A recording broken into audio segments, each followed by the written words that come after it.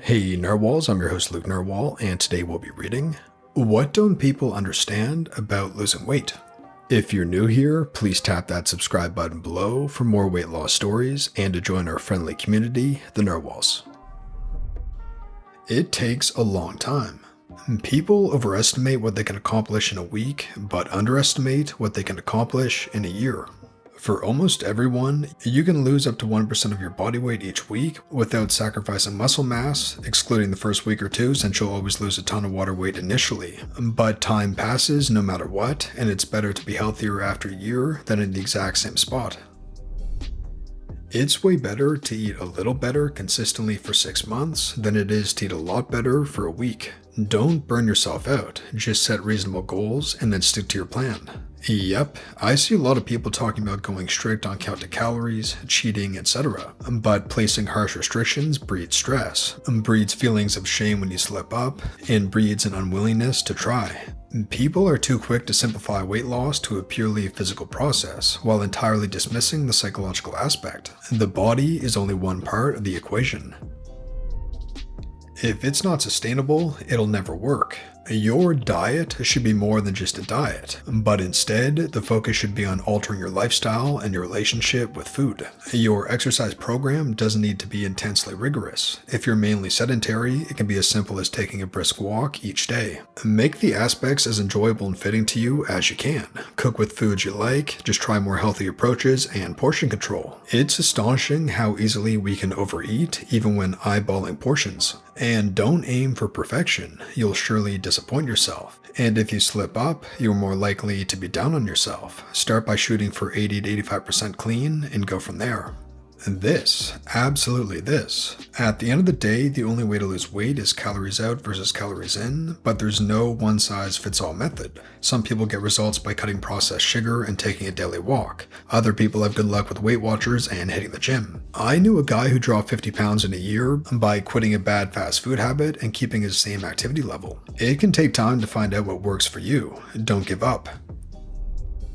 Most people don't realize that food can be as addictive as other substances. The difference being that when in recovery from most addictions, the substance can be eliminated from everyday life. With food, one has to eat. So the substance is always in one's life and needs to be managed, not eliminated. One of my psychology lecturers talked about addiction as being like a tiger. With drugs or alcohol, you can lock the tiger away in a cage and just keep an eye on it to make sure it doesn't get out, relapse. But with food addiction, or EDs, you have to get the tiger out of the cage 3 times a day to feed it. Organic doesn't mean it's healthy, neither does gluten-free. Or vegetarian. Cheese is vegetarian, so are French fries. It doesn't happen overnight. There can be a 400-pound person and everyone might judge him or think he is unhealthy without knowing that 1 year ago he was 500 pounds. And that's a loss of 100 pounds in a year. That's amazing. Yet he is still seen as someone not caring about his health by people who don't know him. People really underestimate this part. You see it all the time. Someone mentions that it's disappointing that some pants don't come in their size, and all the comment replies are just like, stop being fat then. But it takes a year to lose 100 pounds. You can't just be naked and unemployed and invisible for a year. Fat people also have to exist in society.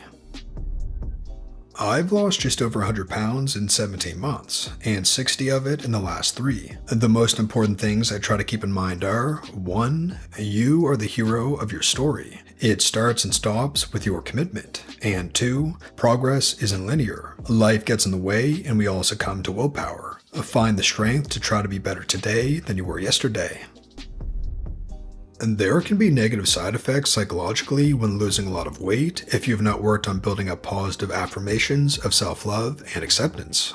I was around 260 pounds like 3 or 4 years ago, making me 260 pounds, 6 feet tall, 23 to 24 male. I am now 165 pounds, 6 feet tall, 27 now, and had to work heavily on loving and accepting my body how it is now. It felt great losing the weight, but once that number slowed down and eventually became stagnant, I felt like crap about myself. Even when seeing results, I didn't love myself and still came up with different excuses about my body that, if changed, would bring me happiness. Losing the weight helped a lot with having more energy, being more confident in myself, and having an overall healthier lifestyle. But there's the other issues that you have to tackle too. Not just losing the weight, but loving yourself, and being able to congratulate yourself on hitting your goals and understanding perfection isn't possible. The importance of properly measuring high-calorie foods. It's really easy to underestimate how much calories you are eating if you're not measuring them or are not used to dosing the amounts. If you're making a PB&J, you can easily hit 20% of your caloric intake with that sandwich alone, even if you change your white bread for whole wheat bread. And debt plus anxiety plus depression equals high cortisol levels equals weight gain equals obesity. It's 75% diet, 20% exercise, and 5% genetics. I can't do anything about that last factor. Exercise if you like exercising and for its other benefits, but it won't be decisive. What you eat is what matters. However, resistance training, weightlifting, is really useful. Unless you are over 100 kilos, don't aim to lose more than 1 kilo per week. If you are over 100 kilo, 1.5 kilos per week is okay. Faster than that and you'll lose muscle as well as fat, and even if you aren't aiming to become ripped, muscle is useful and important to overall health. And the last point, winters feel horrible once you lose the insulation. Buy warmer clothes for winter once you succeed in dechonking. The only proven diet is simply consuming less calories than your body needs on a daily basis to keep up your body mass. And this is completely different for everyone, so consult a doctor to find out how many calories your body needs a day to maintain your weight, and then just eat below that, balancing healthy things and some physical exercise. Hell, if you walk enough at work, you hardly need to hit the gym any extra as long as you're focused on the kitchen. Also, sometimes weight loss just doesn't work due to genetics and other factors. And just like how some people just get cavities due to genetic predispositions no matter how much they brush and floss, sometimes it's just like that, and you have to be ready to accept that if everything you're doing isn't working. Also, fat-free means almost nothing for weight loss compared to sugar-free. What you should be going for is sugar-free. The whole fat-free snacks to help with weight loss thing was partially manufactured by sugar companies so their industry wouldn't be affected by health crises. That it's not a secret how to do it. I was the fat kid up until college, and then I lost around 50 to 60 pounds over the next 4 years. After that, it was another 20 to 30 pounds the next 2, so when I returned home for a year in between undergrad and grad, all anyone would ask was, how'd you lose so much weight? Honestly, they looked disappointed when I said, diet and exercise. Like there was some magic formula I stumbled upon.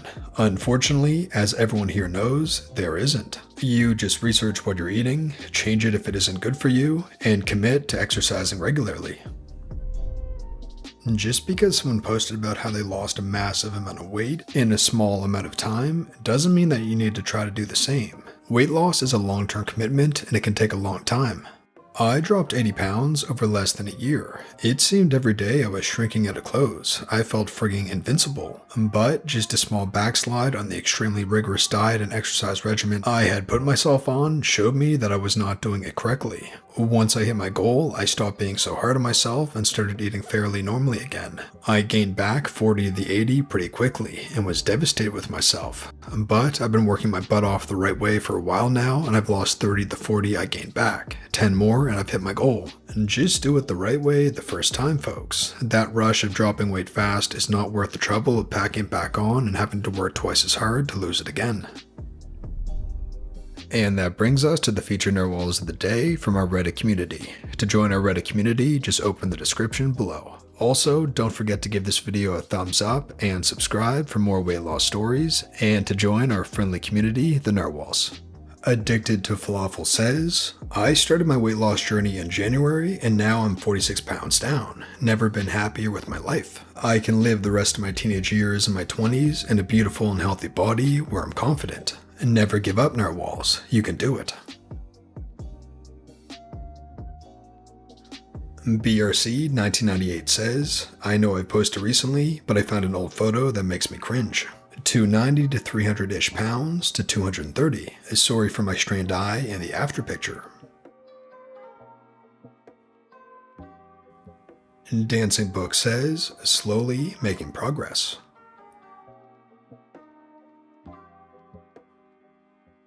And thanks for sharing Featured Narwhals. If you enjoyed this video, be sure to subscribe for more weight loss stories and to join our friendly community, the Narwhals. And thanks for watching, Narwhals, and I'll see you in the next one.